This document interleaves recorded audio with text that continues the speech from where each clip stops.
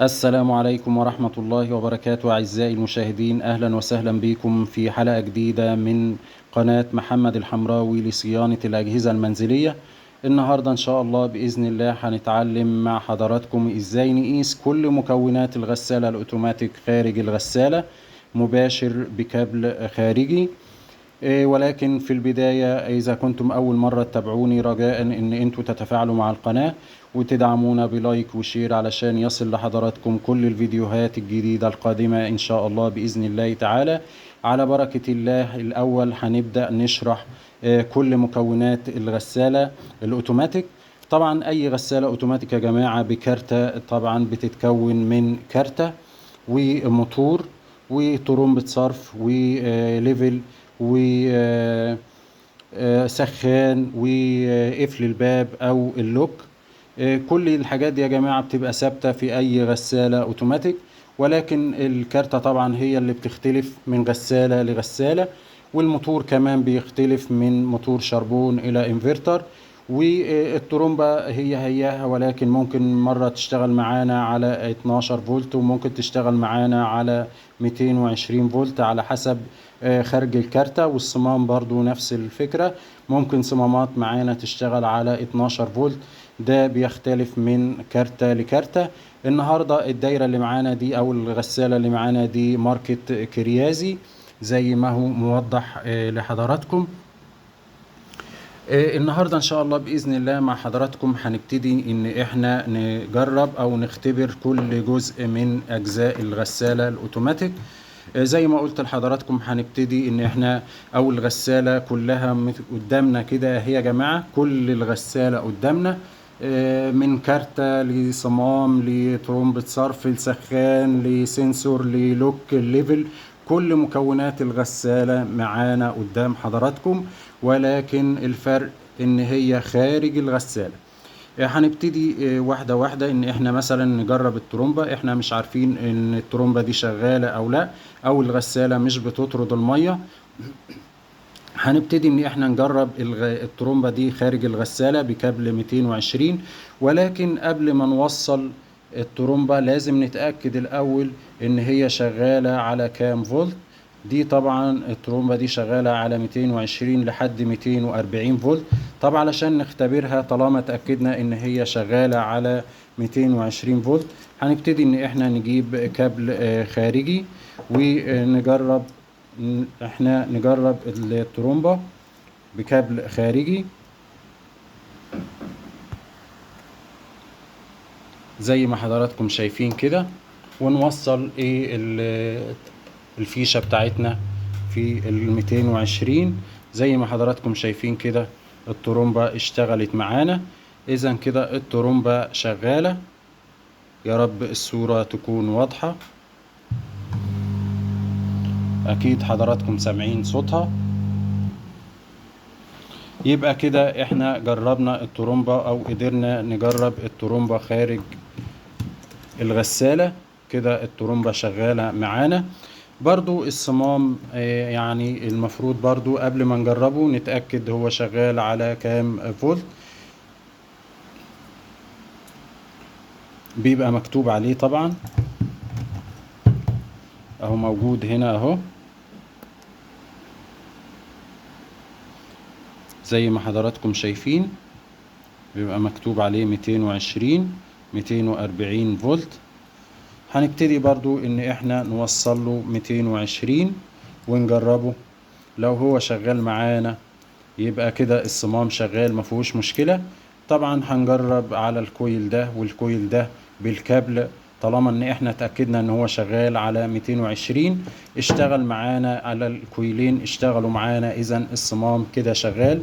بالنسبة للسخان برضو احنا نقدر نوصله على 220، يعني نقدر نجرب السخان زيه زي الترومبة على 220 ونوصل 220 في الكهرباء. ولكن يعني لو احنا هنعمل او هنختبر بالطريقة دي يبقى هنوصل الفيشة لمدة مثلا 20 ثانية ونشيل الفيشة تاني ونختبر، او نقدر نحط ايدينا على السخان كده هنشوفه سخن ولا ايه. ولكن انا طبعا بفضل ان انا اقيس السخان بالافو الاول قبل ما اوصله بال 220. المفروض ان احنا بنجيب الافو بتاعنا ونبتدي ان احنا نوصل اطرافه بالسخان. معذرة طبعا علشان انا اللي بصور.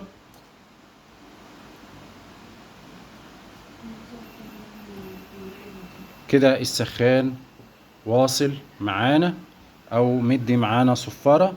طيب احنا عايزين نتأكد اكتر ان السخان شغال ولا في مشكلة. يبقى هنشيل طرف من هنا ونوصله على الارضي. لو ادى معانا قراية يبقى اذا كده السخان مدي ارضي، اذا كده في مشكلة. اتأكدنا ان السخان واصل معانا، بعد كده نبتدي ان احنا عايزين نختبره كهرباء. يبقى نختبره كهرباء عادي، مفيش مشكلة خالص. بالنسبة برضو للوك، اللوك كنت نزلت فيديو قبل كده لاختبار اللوك التلاتة طرف. احنا طبعا علشان نختبر اللوك ده برضو احنا ممكن نوصل له 220 عادي، مفيهوش اي مشكلة خالص. ولكن هو تلاتة طرف، ازاي هنوصل وعلى اي طرفين من دول هنوصل؟ طبعا انا كنت نزلت فيديو لحضراتكم ان احنا ازاي نوصل او ازاي نحدد الاطراف اللي هنوصل عليها. هنبتدي ان احنا نجيب اللوك بتاعنا ونجيب الافو ونبتدي نقيس على اي طرفين من اطراف اللوك. الطرفين اللي هم هيدونا قراية هم دول الطرفين اللي هنوصل عليهم كهرباء. كده الطرفين دول ادونا قراية زي ما حضراتكم شايفين على الافو. يبقى الطرفين دول هم اللي هنوصل عليهم ال 220 زي ما حضراتكم شايفين كده.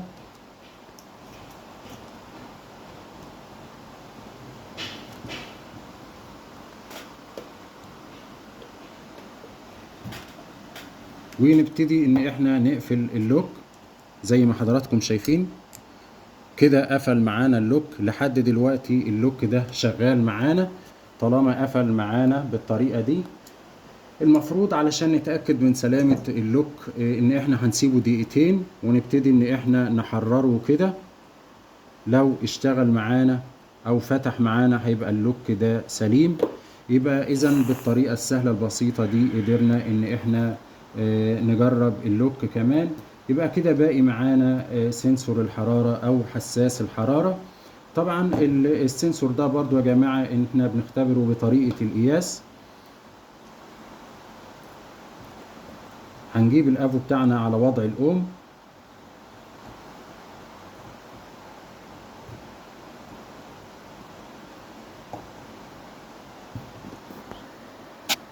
هنبتدي ان احنا نجيب الافو بتاعنا على وضع الاوم ونضع طرفين الافو على طرفين السنسور او الحساس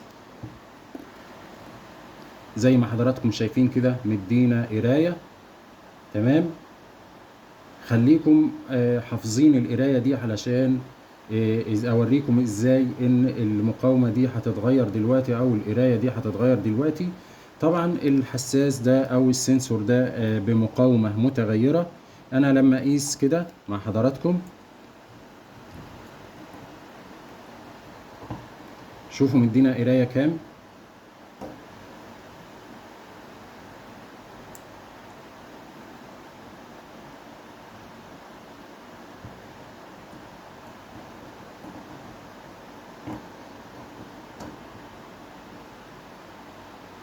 مدينا القرايه دي يا جماعه. طيب انا هجرب ان انا اسخن عليه او ان هو يعني هنعرف او نختبره ازاي هيحس بحراره الميه.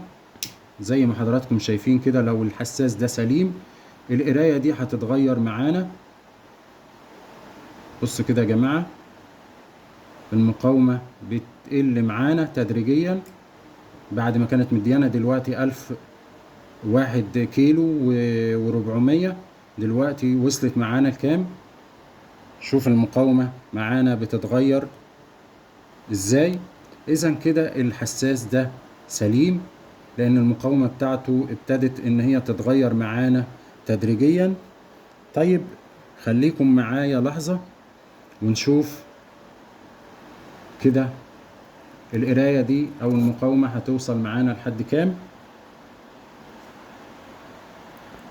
طيب احنا هنجرب ان احنا نحط الحساس ده في كوباية مية، هنشوف الحرارة هترجع معانا او هتزيد معانا، هنشوف ايه القراية هتزيد معانا ولا لأ. زي ما حضراتكم شايفين كده بتبتدي ترجع معانا تاني المقاومة لطبيعتها في تصاعديا.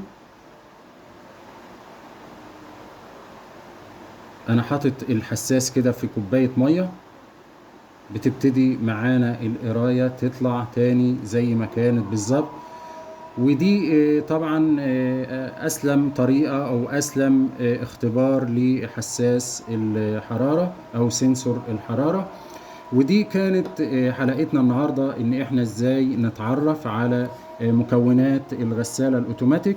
وده طبعا الليفل اعطاله ان ممكن يعني هنذكر عطلين او عطل بسيط من اعطاله، ان هو ممكن الغسالة تفضل تملى مية على طول، ما توقفش مية خالص.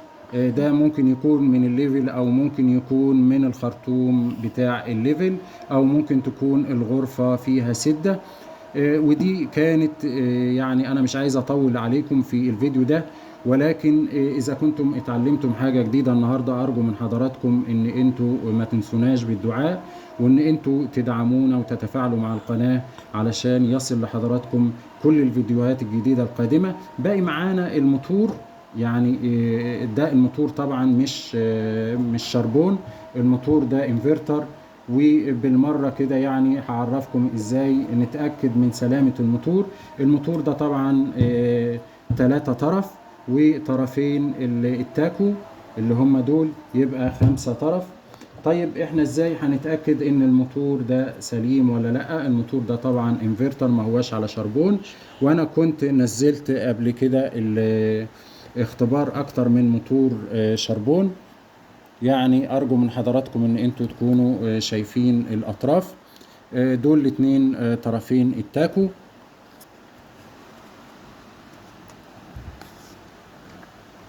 دول الاتنين طرفين التاكو، ودول 3 اطراف بتوع الموتور. احنا علشان نختبر الموتور اللي هو قدامنا ده يا جماعة هنقيس كل طرفين. مدينا طبعا على الافو قراية زي ما حضراتكم شايفين كده، ونقيس الطرفين التانيين برضو مدينا نفس القراية، وهنقيس اخر طرفين برضو مدينا نفس القيمة. الموتور ده طبعا عامل او طريقة قياسه زي الموتور ال جي بالظبط يا جماعة. المهم ان هو يكون بيدينا قراية كده الموتور سليم. وقدرنا ان شاء الله باذن الله ان احنا نتعلم مع بعض ازاي نقيس كل مكونات الغسالة. والاول نتأكد اذا كان المكونات دي بتشتغل على 12 فولت او 220 فولت. وده اللوك طبعا بعد ما سيبناه دقيقتين هنحاول ان احنا نشوفه بيفتح ولا لا. زي ما حضراتكم شايفين كده اللوك فتح معانا، يبقى اللوك كده سليم. والسلام عليكم ورحمة الله وبركاته.